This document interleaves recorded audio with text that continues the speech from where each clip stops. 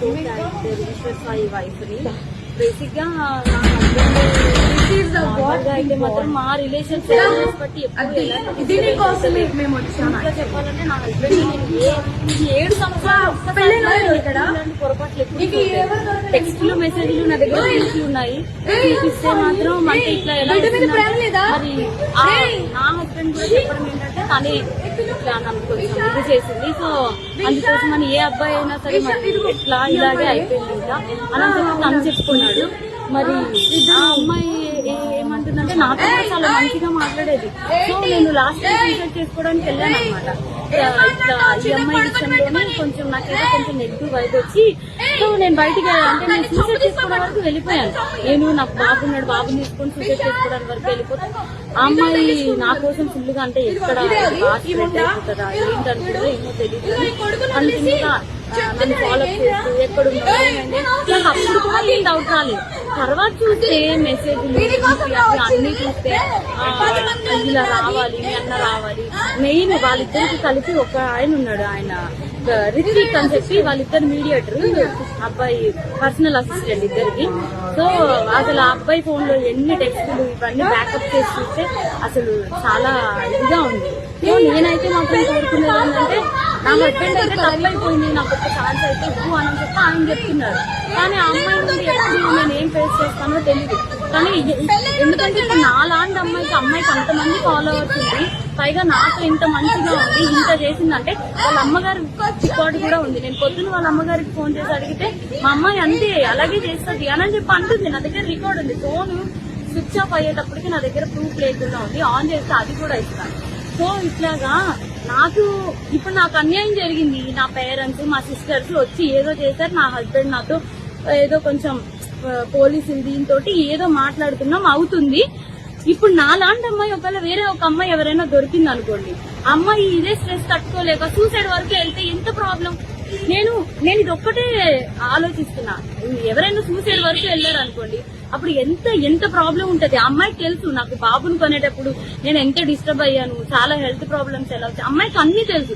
ఒక ఆడపిల్ల అయ్యి ఇంకో ఆడపిల్లకి అంత త్వరగా ఎలా మోసం చేస్తుంది. అది కూడా నా పక్కనే ఉండి మళ్ళా ఈశ్వర్ నిన్ను మోసం చేయట్లేదు, నేను అలాగా నీకోసం ఏడుచు ఇంత చేస్తూ నా హస్బెండ్ తో అసలు అది ఎట్లా ఉండగలుగుతారు. నా హస్బెండ్ కి డ్రింకింగ్ హ్యాబిట్ కూడా లేదు, అలాంటి తను డ్రింక్ కూడా చేయించారంటే అసలు నాకైతే అర్థం కావట్లేదు. అసలు ఈ ఫోక్ ఇండస్ట్రీ అంటే నేను చాలా ఈయనకి మంచి వాళ్ళందరూ చాలా మంది మాట్లాడుతుంటే అబ్బా చాలా ఇట్లా ఉంటది అట్లా ఉంటది అనుకున్నా కానీ ఇంత అన్యాయం నా వెనక ఇలా జరుగుతుంది అని చెప్పి నేను ఎప్పుడైతే అనుకోలేదు. నెక్స్ట్ ఇదేంటంటే ఇట్లాంటి అమ్మాయిని మాత్రం అసలు ఫోక్ లోకి వీటిల్లోకి ఎంకరేజ్ చేయకూడదు. ఎందుకంటే ఇప్పుడు నా హస్బెండ్ కి జరిగింది, రేపు అన్న రోజు ఇంకో హస్బెండ్ వాళ్ళ అమ్మగారే చెప్తున్నారు కదా డైరెక్ట్ గా మా అమ్మాయి అంతే అని చెప్పి. సో ఇవన్నీ కొంచెం చూసుకొని కొంచెం ఫోక్ లోకి తీసుకున్నప్పుడు కూడా మనుషుల కోసం నేను మిగతా వాళ్ళని అనట్లేదు కానీ ఇట్లాంటి వాళ్ళని మాత్రం కొంచెం చూసుకోండి. కాపురాలు పోతాయి, చిన్నపిల్లల లైఫ్లు పోతాయి. కాస్టింగ్ కల్చర్ అనేది బేసిక్లీ ఫిల్మ్ ఇండస్ట్రీలో ఫోక్ ఇండస్ట్రీలో జరుగుతుందనే ఆరోపణలు ఉన్నాయి. మరి దాని మీద మీ అభిప్రాయం ఏంటి? ఇది కూడా అదే కోణానికి చెందిందా లేకపోతే ఇండివిజువల్? అట్లా ఏం లేదు, నిజం చెప్తున్నాను కదా. మా హస్బెండ్ కి డ్రింకింగ్ హ్యాబిట్ లేదంటే మీరు ఆలోచించండి. నా డెలివరీ దగ్గర నుండి ప్రతి ఒక్కటి నా హస్బెండ్ నన్ను పువ్వుల్లో పెట్టి చూస్తున్నాడు. ఏ రోజు ఇప్పుడు నా హస్బెండ్ విషయంలో 1 minute నేను ఆలోచిస్తున్నానంటే దీనికే.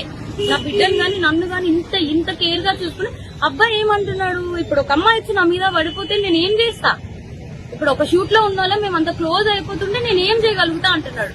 అప్పుడు నేను నా హస్బెండ్ కి చెప్తున్నా నువ్వు చేసింది తప్పు, మరి అమ్మాయి పడితే మరి నీకు తెలీదా, ఆబ్వియస్గా ఒక అబ్బాయి ఇప్పుడు నీకు పిల్లం బిడ్డలు ఉన్నారు నీకు ఆ మాత్రం తెలీదా అంటే ఇంకా అయిపోయింది ఏదో అయిపోయింది. కానీ ఆ అమ్మాయికి తెలియాలి కదా, ఒక ఆడపిల్ల మరి తనకి తెలియాలి కదా. సో నాకు ఇబ్బంది ఎక్స్ట్రా కోసం అయితే తెలియదు. ఫోక్ కోసం మాట్లాడితే మాత్రం చాలా మంది మంచి వాళ్ళని అయితే నేను చూస్తూనే ఉన్నాను కదా, చాలా మంది మంచిగానే ఉన్నారు. కానీ ఇలా పక్కనే ఉండి గొంతు కోసే వాళ్ళని నేను ఇప్పుడే చూసాను. పైగా ఆ అమ్మాయి ఇంత సెలబ్రిటీ లాగా అన్నిట్లో డీలో వీటిల్లో వాటిల్లో ఇంత వచ్చి ఒక ఆడపిల్ల జీవితం ఒక్కసారైనా ఆలోచిస్తారు. పైగా తనకి బ్రేకప్ కూడా అయింది. తను నాకు చెప్పుకొని కూడా బాధపడితే నేను అన్నాను మీ బాయ్ ఫ్రెండ్ మీకు ఇట్లా చేసినప్పుడు మీరు ఎట్లా అయితే బాధపడ్డారో అట్లాగే కదా అని చెప్పి కూడా అన్నాను కూడా. తనకి ఆ మాత్రం అసలు ఏది గుర్తు రాకుండా ఇంత ఎట్లా చేసిందో నాకు అర్థం కావట్లేదు. ఎందుకంటే మీరు అనుకోవచ్చు ఇప్పుడు ఏంటి ఈ అమ్మాయి కోసమే చెప్తుంది వాళ్ళ హస్బెండ్ కోసం. నా హస్బెండ్ 7 years బట్టి నేను కాపురం చేశాను కాబట్టి తన కోసం నాకు తెలుసు.